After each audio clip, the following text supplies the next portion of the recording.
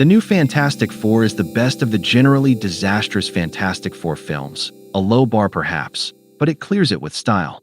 Quality-wise, First Steps isn't all that groundbreaking, but it sits comfortably alongside the MCU's so-called Phase 1 efforts, never feeling like one of those factory-stamped Marvel outings of more recent years. The budget reportedly topped $200 million, but rather than burning it all on frenetic CGI spectacle, director Matt Shakman and cinematographer Jess Hall invest in actual world building. The retro-futurist sets, inspired by the work of architect Eero Saarinen, are gorgeous. The costumes inventive and unabashedly comic book, and Galactus looks incredible. Just think, in the not-so-distant past, Hollywood was so embarrassed by this character he was represented by a sentient cloud. For once, Marvel remembers these movies don't have to look like dishwater. It's quite possibly the best-looking comic book movie ever made. What Tim Burton did for 1939 Gotham, Matt Shakman does here for 1961 Marvel. And now I can't help wishing Sam Raimi had gone full 1962 for Spider-Man, since that mood was clearly deeper in the movie's DNA than anything from the days of mall punk and emo bangs. Does First Steps have anything to say about the era it's homaging? Not really. It's pre-hippie aesthetics because pre-hippie aesthetics fit the characters and look cool. And that's fine. But the arrival of Galactus and the public's disillusionment with their heroes could have been the perfect catalyst for a transition from the optimistic early 60s to the turbulent late 60s. Just saying. The humor lands in a way Marvel rarely manages anymore. It's not the forced, quippy patter we've been conditioned to expect, but the easy, familiar teasing you'd hear in a real family. And I didn't mind that Shakman dropped the thing's usual gravelly growl, though I couldn't help noticing the actor's voice is uncannily close to Pedro Pascal's.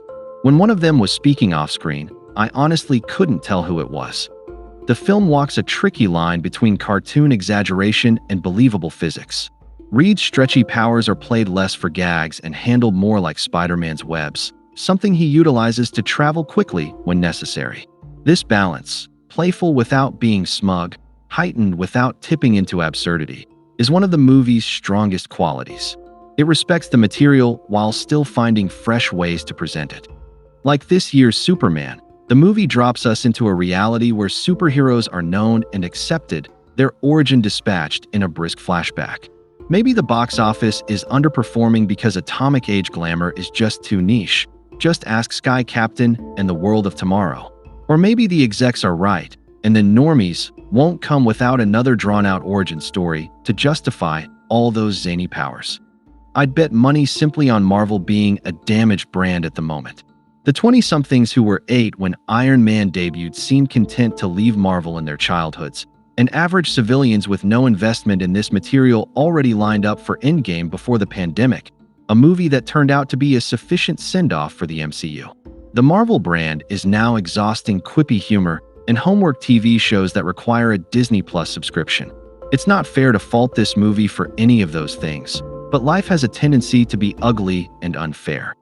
I do feel bad that Marvel gave the hardcore fans the retro-futuristic Fantastic Four we've said we wanted for years, did it with great style and brilliant production design, and a mainstream audience isn't really showing up. As someone who largely drifted away from Marvel titles after the Quesada era began, I did leave First Steps mildly puzzled on a few points. I'm still not clear on what the Future Foundation is supposed to be, or why Matt Fraction gets his own special thank you in the credits apart from the other comic pros.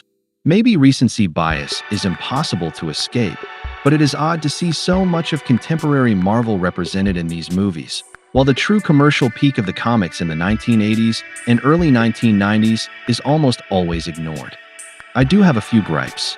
Vanessa Kirby's American accent is flat and harsh, robbing Sue Storm of her usual warmth. I think Kirby gave an admirable performance and pretty much looked the part, but I rarely felt as if I was watching the heart of the team. And having Sue keep her maiden name feels like a preemptive defense against any activist complaints about the film glamorizing an era that predates our current definitions of feminism. The method of dispatching Galactus doesn't hold up to any real scrutiny. Teleporting him to some far-off place is simply making him someone else's problem, right? And everyone noting that portions of the film have been unartfully chopped up certainly seem to be right. The decision to merge Silver Surfer with Nova, Another Galactus herald and Johnny Storm's old flame, arguably as precedent in these movies, where sometimes characters are folded together for the sake of narrative clarity. But here the arc feels rushed and unconvincing. Disney's alleged corporate policy of perfectly balanced male and female screen time seems to have influenced the change more than any creative thinking. The story centers on Sue as a mother fighting for her child, paralleled by Silver Surfer's backstory. Shalabal, also a mother, sacrificing herself to Galactus to save her child and world. Since we know this scene was a last-minute reshoot, it plays like an afterthought, a way to retroactively justify the gender swap. It's not enough to sink the film, but it does make you wonder how much sharper it could have been without the corporate tinkering. But at least the four main characters haven't experienced any drastic modern-day revamps. I get the sense Matt Shakman genuinely likes the Fantastic Four, something I never quite felt from the Russo brothers with the Avengers. They made entertaining films and pulled off an impressive juggling act, but I never quite got the impression they cared about the team as characters or as a concept. What really sets Fantastic Four apart from the usual superhero assembly line is its willingness to tell a warmer story at a pace that isn't constantly redlined. At its core, it actually is about family, with the team facing an impossible choice that would have done one-time Marvel boss Jim Shooter proud. And yet, despite the stakes, the film carries an amiable, almost breezy air, as if winking at the audience and saying, "Relax, it's not the end of the world." Well, except for the part where Galactus shows up.